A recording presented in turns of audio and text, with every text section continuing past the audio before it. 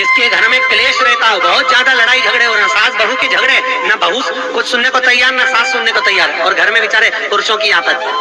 यहाँ भाई भाई झगड़ रहे हो, सास बहू में झगड़ रही हो, कुछ मत करिए। गेहूं की बाली को तोड़ो। गेहूं की बाली जानते ना, जिसमें आप तो गेहूं की बाली को तोड़ना है, और बाली 7 बाली तोड़कर अपने घर में घुमाकर अपने घर का नाम और गोत्र बोलकर उसको शंकर को समर्पित कर दीजिए। जिंदगी में कभी सास बहू का झगड़ा नहीं होगा। शिवरात्रि के दिन उसको समर्पित करें, आपके घर में कभी क्लेश नहीं बच सकता। जो व्यक्ति ज्यादा बीमार रहता हो, बहुत बीमारी उसको घेरे रहती है, परेशान रह रहा हो, बीमारी बनी हुई है, तो बोर चढ़ाइए। बेर क्या बोलते हैं यहाँ पर, बेर की बोर, वो खाने वाला बेर जो होता है, उस बेर को 7 बेर ले लो, और 7 बेर को लेकर अपने ऊपर से घुमाकर शिवरात्रि की दोपहर के 12 बजे शंकर भगवान के शिवलिंग पर ले जाकर उस बेर को चढ़ा दीजिए। आपका रोग, आपकी बीमारी मात्र 3 महीने के अंदर समाप्त हो जाएगी।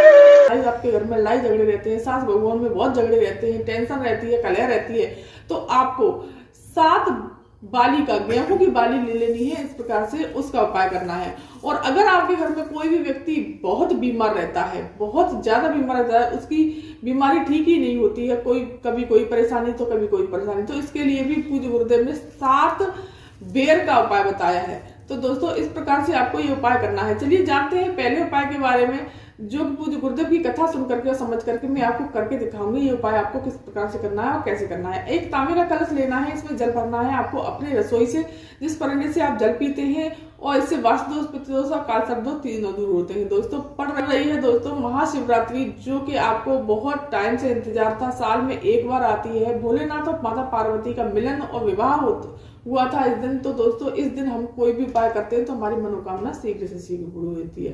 तो आपको क्या करना है, अगर लड़ाई झगड़े होते हैं तो आपको 7 बाली ले लेनी है गेहूं की बाली आपको तोड़ करके ले आनी है। एक दिन पहले ले आइए, नहीं तो आप उसी दिन भी ला सकते हैं। गेहूं की बाली आपको 7 ले लेनी है। दोस्तों मेरे पास 5 है, लेकिन आपको 7 ले लेनी है। और इस गेहूं की बाली को आपको पूरे घर में घुमा लेना है। दोस्तों पूरे घर में घूमते जाइए और इसको घुमा लीजिए, और श्री शिवाय नमः मंत्र का जाप करना है, और अपने घर का नाम और गोत्र बोलना है। मतलब अपने घर का मतलब होता है कि आपको अपना नाम और गोत्र बोलना है। जिस घर में आप रहते हैं, जो पति का नाम और गोत्र है, उसको बोलना है, और इसको सीधे ले जाना है देवादेव महादेव के शिव मंदिर पहुंच करके आपको उत्तर दिशा की तरफ मुख करके खड़े हो जाना है।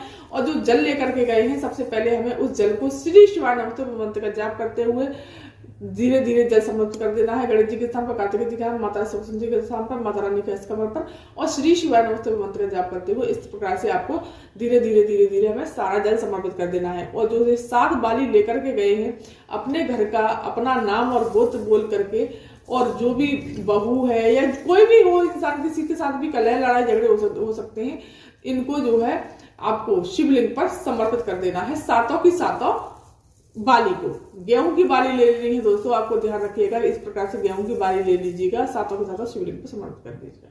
दोस्तों बहुत ही सुंदर और अचूक उपाय है, इस प्रकार से आपको ये उपाय करना है।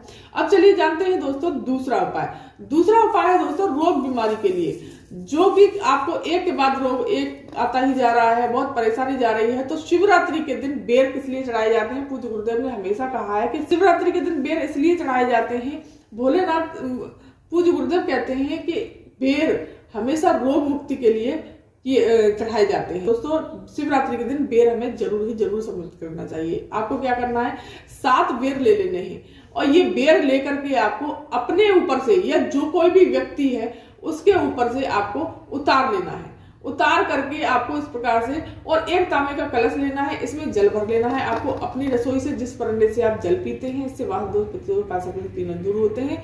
और इसे लेकर के आपको 7 बेल लेकर के सीधे पहुंच जाना है देवादेव महादेव के शिव मंदिर पहुंच करके उत्तर दिशा की तरफ मुख करके खड़े हो जाना है।